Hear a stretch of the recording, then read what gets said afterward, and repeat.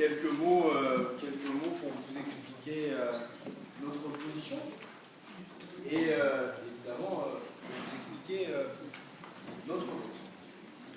Alors, déjà, je suis surpris d'une chose, vous me permettrez, j'aurais dû l'évoquer en début de séance, Monsieur le Président, c'est que je trouve dommage qu'une séance budgétaire, comme celle que nous avons vécue aujourd'hui, ne soit pas retransmise comme le débat d'orientation budgétaire. Il m'avait semblé lire dans certains communiqués que le département, désormais sous votre présidence, mettait en avant la possibilité pour les citoyens de suivre en direct les séances publiques. C'est dommage qu'une séance comme celle-ci ne l'ait pas été, puisque le moment du budget est un moment important, me semble-t-il, pour les Gaumoises et les Gaumois. C'est une simple réflexion, peut-être, pour l'avenir. Alors, ce soir, au moment de se positionner pour voter contre le budget, nous avons entendu beaucoup parler aujourd'hui, pour celles et ceux qui ne connaissaient pas, et dans cette salle nous connaissions tous, de cette fameuse loi NOTRe. Alors la loi NOTRe, heureusement qu'il y a la loi NOTRe, parce que finalement, c'est un peu comme Calimero. C'est la loi NOTRe, c'est pas de notre faute. C'est l'État, c'est les baisses de dotation. Et finalement, on ne peut plus rien faire. Aujourd'hui, on est sclérosé. Comme si, et je le regrette fortement, comme si le débat politique ne pouvait pas se permettre de faire des propositions, d'être innovant sur des politiques à mener.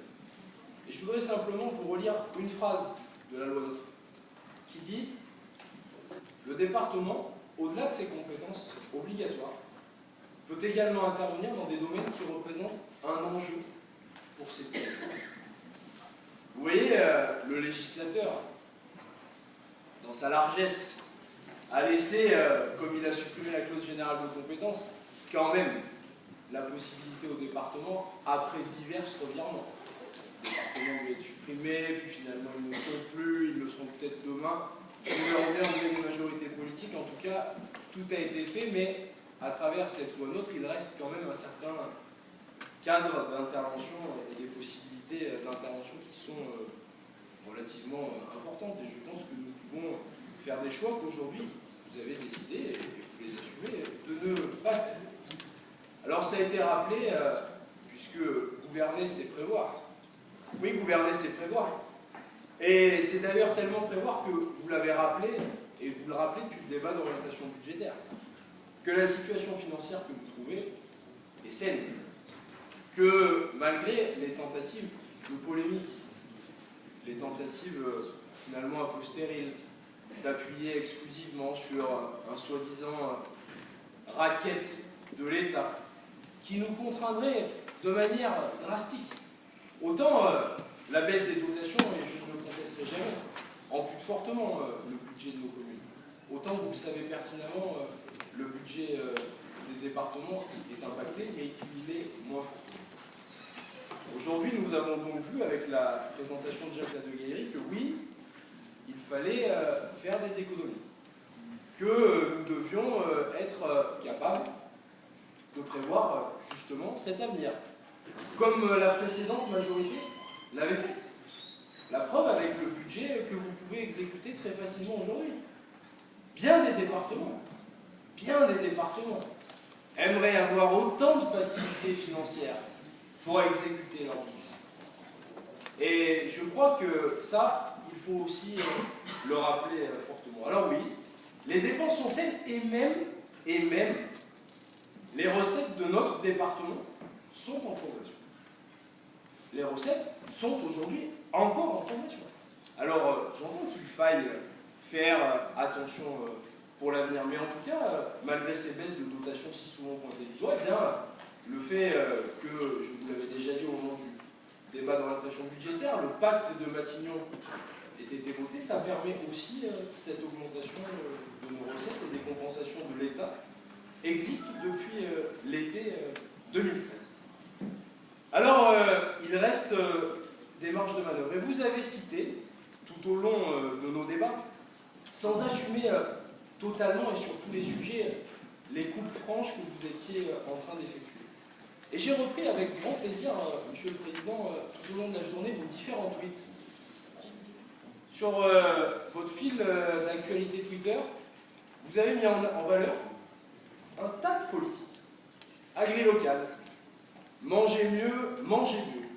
Le cartable allégé, le chéquier top départ, le collège numérique, faire rayonner la Drôme à l'étranger par le tourisme, la Drôme premier département bio de France, le soutien à la filière bois, nous en avons parlé, le soutien aux poêles écotox, les festivals de jazz, l'éducation artistique et culturelle, la marque. Bref, je passe. Comment vous avez pu perdre les élections? Je passe.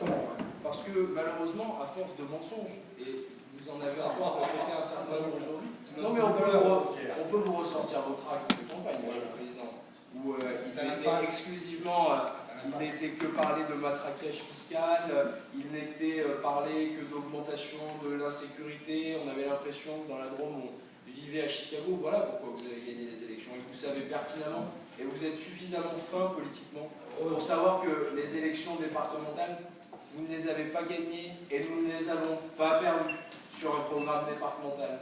Que vous l'aviez vous-même dit quand vous avez perdu les élections municipales, Monsieur le Président, je me rappelle de vos propos en 2008, que c'était finalement la politique nationale qui avait été sanctionnée.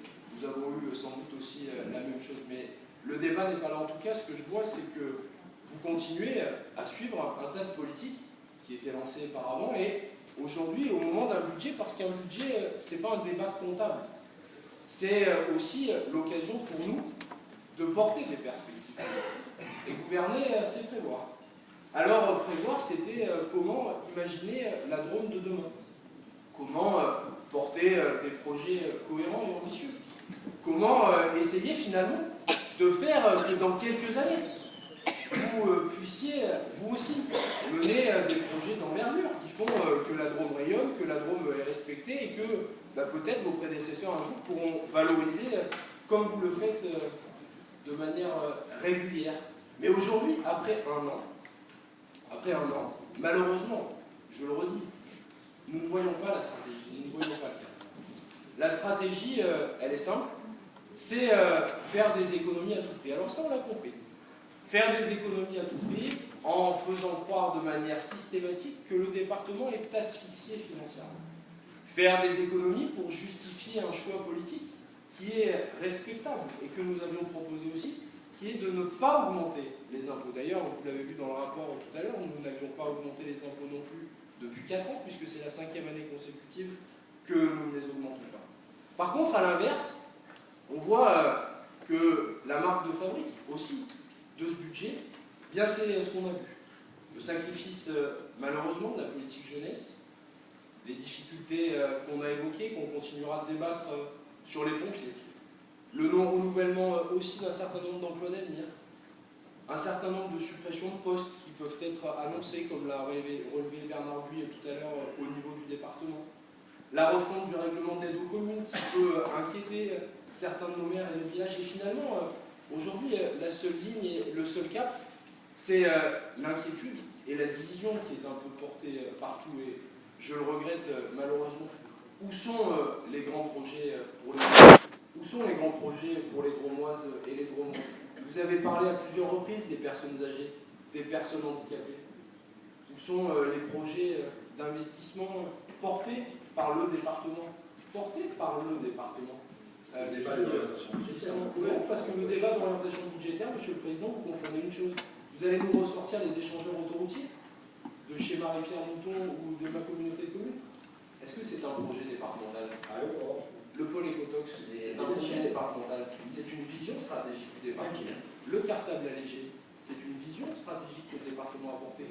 Agrilocal.fr, qui aujourd'hui est mise en valeur par les agriculteurs qui sont en crise partout. C'est une innovation qui a été portée par le département de la Drôme.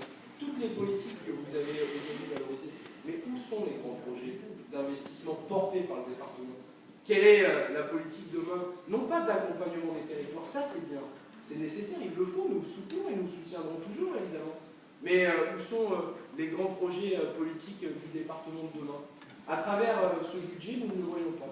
Nous avons entendu parler d'un New Deal au moment du débat d'orientation budgétaire que vous avez fait à grand renfort de communication. Mais ce New Deal, aujourd'hui, vous aviez bien invité tous vos amis politiques en salle Maurice Pic, me semble-t-il, et vous aviez fait des grandes invitations que vous envoyez à plusieurs centaines de personnes par mail. Donc oui, à grand renfort de communication politique, parce qu'on connaît aussi votre jeu, d'annoncer un grand New Deal. Et le grand New Deal, on l'a vu tout à l'heure, le grand New Deal, c'est les 100 000 € d'études qui sont mises. Le grand New Deal, ce n'est pas d'essayer de soutenir encore un peu plus fortement l'investissement public dans le département. Donc malheureusement, ce premier budget n'est pas à la hauteur, de nos attentes, n'est pas à la hauteur de l'ambition que notre département a supportée pendant de très nombreuses années. Et je crains qu'à force d'économie, à force de vouloir ralentir, vous fassiez tout simplement caler la Drôme. Et qu'à force d'amusement, de jeux tactiques et politiciens, nous prenions un temps de retard que nous aurons énormément de mal à récupérer un jour.